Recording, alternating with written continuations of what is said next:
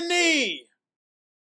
Hey, what's going on, everybody? This is Don Woolley back at you again with another subscriber request.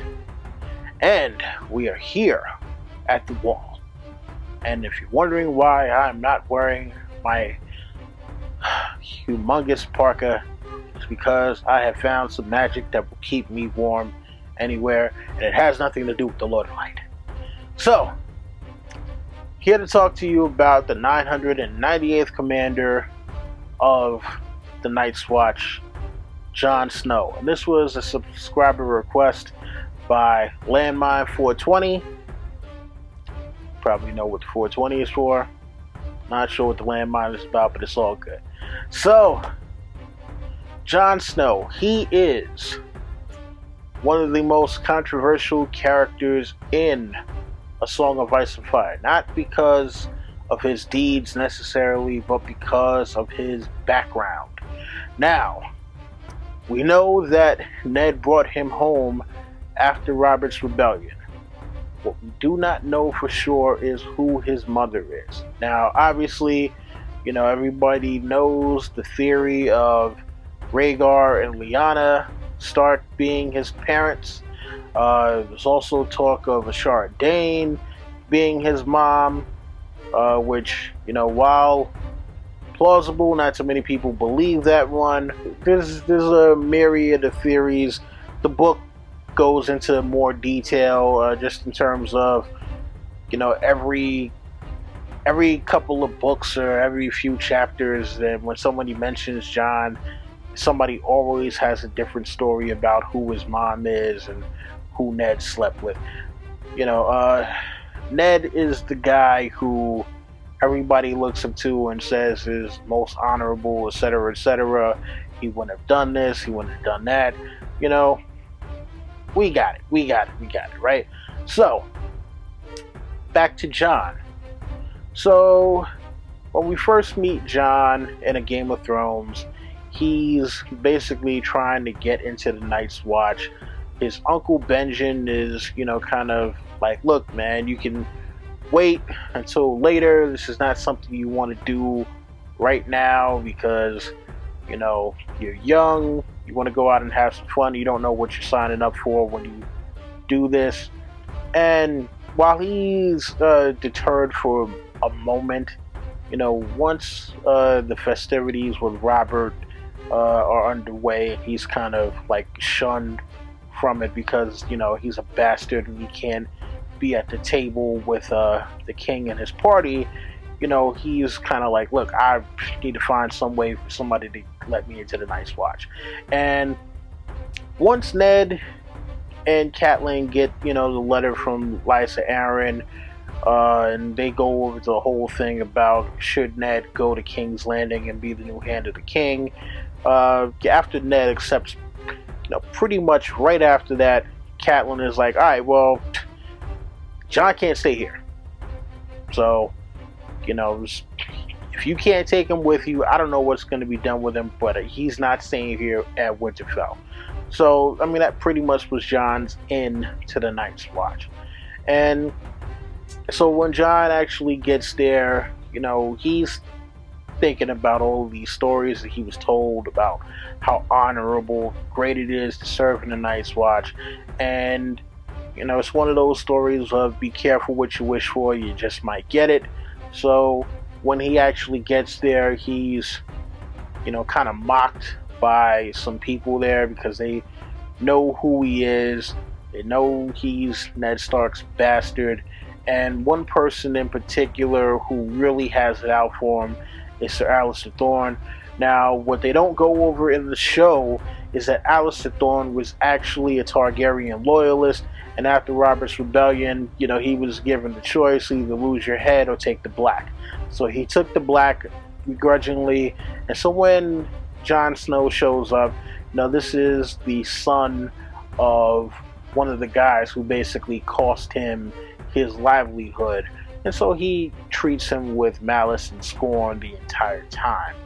And so, you know, Jon wants to be a ranger because he looks up to his uncle.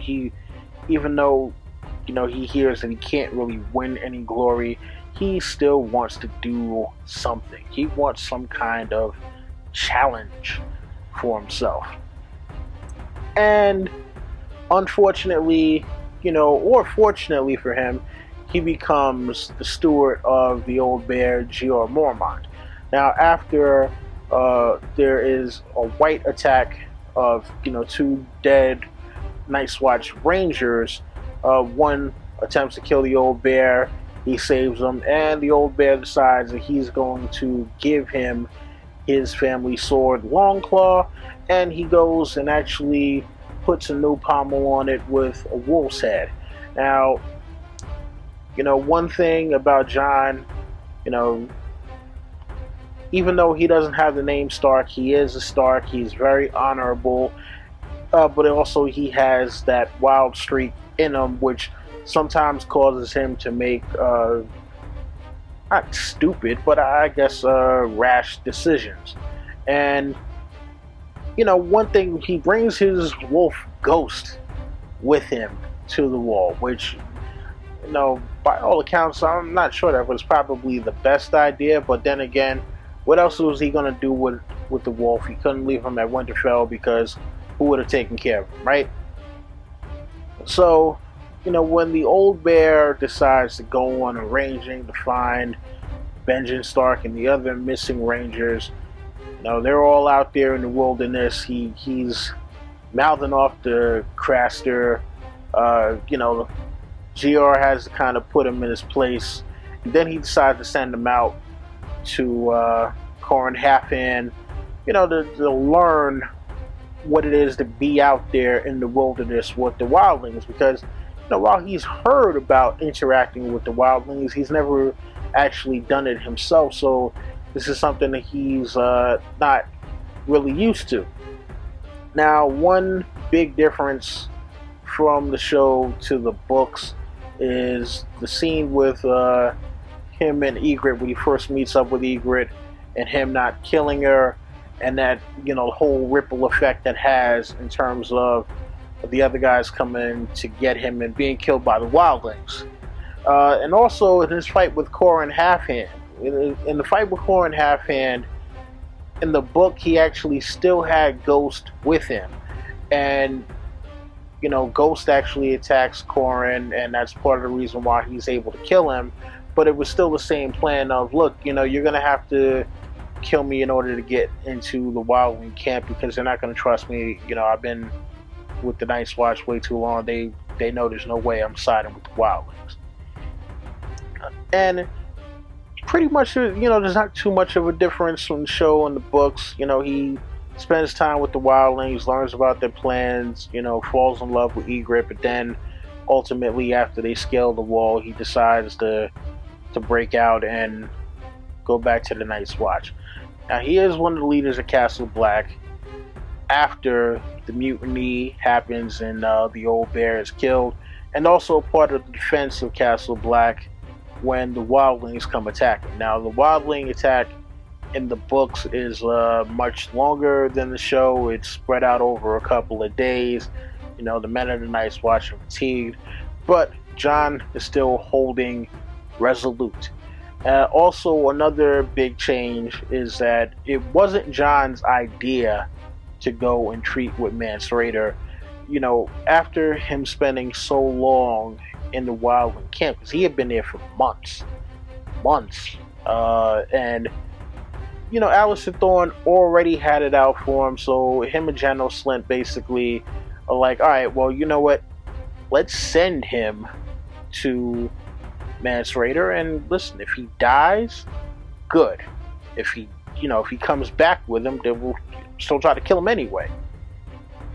So that whole thing doesn't really go as they planned it to. Stannis comes, he takes over things, he's setting up shop at the wall, and another thing that happens that's a little bit different is the election of the Night's Watch Lord Commander. In the books, it takes a lot longer. There's a lot more swindling that Sam does behind the scenes in order to get Jon elected, and still partially the same thing with Janos Slynt. Janos Slynt refuses to go where he's assigned. Jon is like, all right, well, man that passes the sentence must swing the sword. He kills Janos Slynt. And this is all, like just before the whole thing happens with him getting stabbed.